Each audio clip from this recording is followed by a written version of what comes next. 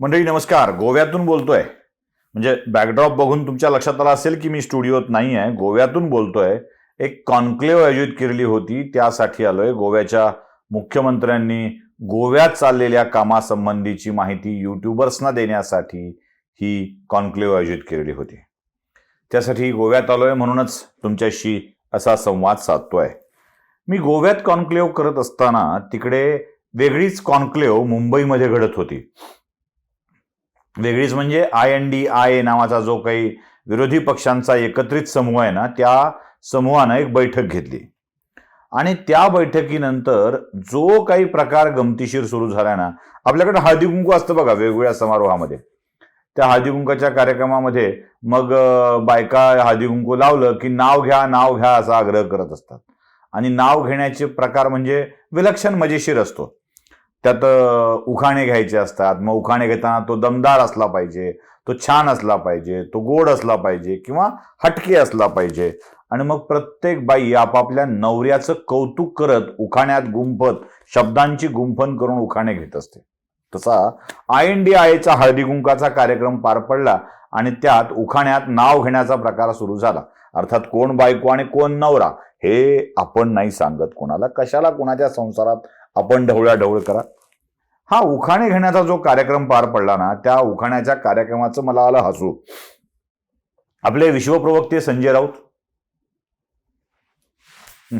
महाराष्ट्राच्या उरलेल्या शिवसेनेच्या न विकणाऱ्या वृत्तपत्राचे, म्हणजे माफ करा, जास्त न खपणाऱ्या वृत्तपत्राचे संपादक, रोज सकाळी 9 वाजता आपल्या अवतार कार्याची ती कर्तव्यता पार पाडण्यासाठी म्हणून रोज टीव्ही समोर येणाऱ्या संजय राऊतांनी माध्यमांच्या समोर येऊन सांगितलं की राहुल गांधी जैसा नेता होणे नाही, झाले बहु होतीलही बहु पर्यास महा, असला काहीतरी त्यांचा मस्तपैकी मूड होता.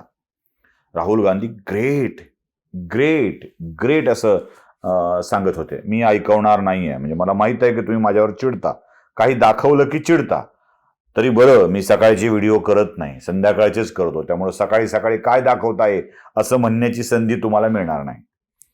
ते राहुल गांधीला ग्रेट म्हणत की अजून कोणाला ग्रेट म्हणत, मला त्याच्याशी काय फरक पडत नाही. पण हेच संजय राऊत आधी उद्धव ठाकरेंना ग्रेट म्हणायचे, बाळासाहेबांना ग्रेट म्हणायचे. त्यानंतर मग ते आता शरद पवारांना ग्रेट म्हणू लागले. शरद पवार कळायला 100 जन्म घ्यावे लागतील असलं काय बाय बोलू लागले. मग शरद पवारांना शिव्या घालू लागले आणि आता राहुल गांधींना शिव्या घालतात. एक गमतीशीर उखाणा काही लोक घेत असतात. रामराव मेला म्हणून शामराव केला वगैरे असल्या काही ते गमतीशीर सांगायचं ना, म्हणजे हा गेला म्हणून तो केला असा प्रकार. म्हणजे पवारांचं महत्व संपलं का काय असा प्रश्न पडतो. आतापर्यंत काल परवापर्यंत संजय राऊत पवारांचंच महत्व विषद करत होते ना. त्यामुळे तो नाव घेण्याच्या कार्यक्रमात संजय राऊतांनी आता राहुल गांधींना नेता म्हणत त्यांच्या नेतृत्वात देशात निवडणूक लढली पाहिजे असं म्हटलं. अहो संजय राऊत साहेब, ते उद्धव ठाकरेंच्या पंतप्रधान होण्याच्या स्वप्नाचं काय? राहुल गांधी सारखा नेता नसेल तर म्हणजे आता पवार तर भावीच राहिले कायम. उद्या पवारांच्या नंतर दुसरं नाव येईल ते उद्धव ठाकरेंचं, आणि तुम्ही ते नाव गळायच्या आधीच राहुल गांधींना डिक्लेअर करून टाकलं यांच्यासारखा नेता होणे नाही म्हणून. मजेशीर आहे सगळं. कसं आहे माहिती आहे का, की बाकी काहीही हो, आमच्याकडे गावाकडे म्हण वापरली जाते बघा, नवरा मेला हरकत नाही पण सवत रणकी झाली पाहिजे. शब्द जरा हार्श वाटतील, तो शब्द नको, सवत विधवा झाली पाहिजे म्हणून. हा, नवरा मेला हरकत नाही पण सवत विधवा झाली पाहिजे असा अट्टहास काही सवती मत्सरातून निर्माण होत असतो. तसं उद्धव ठाकरे पंतप्रधान नाही झाले हरकत नाही, राहुल गांधी झाले हरकत नाही, शरद पवारांचं स्वप्न भंगलं हरकत नाही, पण मोदी उतरले पाहिजेत एवढाच तो सगळा काय प्रकार. चला जाऊ दे. संजय राऊतांचं बोलायचं असतं, त्यांनी सांगायचं असतं, त्यांनी काही म्हणायचं असतं, ते म्हणतात. मला दुसरा प्रश्न पडलाय उद्धव ठाकरेंच्या विषयातला. आता या उद्धव ठाकरेंची तर मजाच आहे. हे आदरणीय सगळे टोमणे सम्राटच आहेत. म्हणजे काय काही बोलायचो काही, म्हणजे ते म्हणले की सगळे हेलिकॉप्टर गायब आहेत. बरं, उद्धव ठाकरेंना हेलिकॉप्टर कशाला पाहिजे होते? काय मातोश्रीवरून ग्रँड हयातला यायला की ग्रँड हयातून? बरं, ते तिकडे गेले नाहीत जिथं आपण असा विचार करू की बाबा डॉक्टर बाबासाहेब आंबेडकरांच्या चैत्यभूमीवर जायचं होतं म्हणून हेलिकॉप्टर पाहिजे होतं काही लोकांना, किंवा तिथून बाळासाहेबांच्या स्मारकावर यायचं होतं म्हणून हेलिकॉप्टर पाहिजे होतं, तसं काही झालंय नाही. ते जाऊ दे, तो किरकोळ विषय आहे. उद्धव ठाकरेंनी आपल्या हिंदुत्वाला प्रभावशाली म्हणत दावा असा केला होता की राम मंदिराचं खरं प्रेम आम्हालाच, बस आमच्याशिवाय राम मंदिराचा विषय मांडणारं, त्याच्याशिवाय संघर्ष करणारं दुसरं कोणीच नव्हतं असं म्हणाले ना. म्हणजे भारतीय जनता पार्टीपेक्षा शिवसेना राम मंदिराच्या मुद्द्यावर आक्रमक होती आणि देशभरातून, भलेही शिवसेना महाराष्ट्रात असो, पण देशभरातून कारसेवक पाठवण्याचं काम शिवसेनेनंच केलेलं होतं. तो शिवसैनिकच असं उद्धव ठाकरे ठामपणे म्हणायचे. उदाहरण सांगताना साक्ष काढतात मोरेश्वर सावेंच्या विषयातली, आणि त्या मोरेश्वर सावेंचे चिरंजीव अतुल सावे भारतीय जनता पक्षामध्ये मंत्री आहेत, आणि ते सांगतात की कसं झालं होतं, काय झालं होतं. बरं, ज्या राम मंदिरात शिवसैनिकांचा सहभाग होता त्या राम मंदिराला निर्माण करण्यासाठी तो वादग्रस्त बाबरी ढाचा उद्ध्वस्त करणं आवश्यक होतं, आणि त्यासाठी देशभरातून एक चळवळ उभी राहिली होती. त्यावेळेला उत्तर प्रदेशमध्ये मुलायम सिंग यादव मुख्यमंत्री होते. या मुलायम सिंग यादवांनी कारसेवकांच्या वरती गोळ्या चालवलेल्या होत्या. त्यात कोठारी बंधूंचा मृत्यू झालेला होता, अनेक कारसेवकांचे मृत्यू झाले होते, अनेकांना प्रचंड मारहाण करण्यात आली होती, शेकडो हजारो लोकांना तुरुंगात डांबण्यात आलं होतं.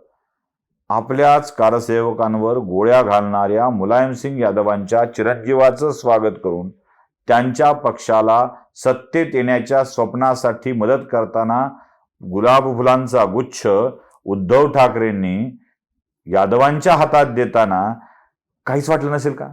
काहीच नाही. म्हणजे असं हळदी कुंकू लावताना वाटलं तर पाहिजे ना की आपण कुणाशी करतोय, कोणत्या हिंदुत्वाच्या गप्पा मारतोय, कोणत्या विषयावरती आपण बोलतोय, याची थोडीफार तरी जाणीव पाहिजे ना, थोडीफार तरी, की नाही कुठे असणार म्हणा. लालू प्रसाद यादवांचा राम मंदिराला केलेला विरोध तुम्हाला आठवत असेल. ज्या लालकृष्ण अडवाणींना उद्धव ठाकरे खूप चांगलं म्हणतात, चांगलं समजतात, त्या अडवाणींच्या रथयात्रेला अडवून अटक करून सरकार पडलं होतं व्हीपी सिंगांचं, पण रथयात्रा काढू दिली नव्हती. त्याच्याविषयी तुमच्या मनात ममत्वाची भावना ठेवताना उद्धव ठाकरेंना काहीच कसं वाटलं नसेल? काहीच नाही. म्हणजे या सगळ्या प्रकारामध्ये असं आहे ना की बस राग कुणाचाही येऊ, खरं तर आता राग यायला पाहिजे यांना शरद पवारांचा. ना पवार कारवाई करतायत, म्हणजे उद्धव ठाकरेंचं एक कौतुक आहे, गद्दार बिद्दार म्हणून मोकळे झाले, पण शरद पवारांच्याकडून ते काही तसं झालंच नाही.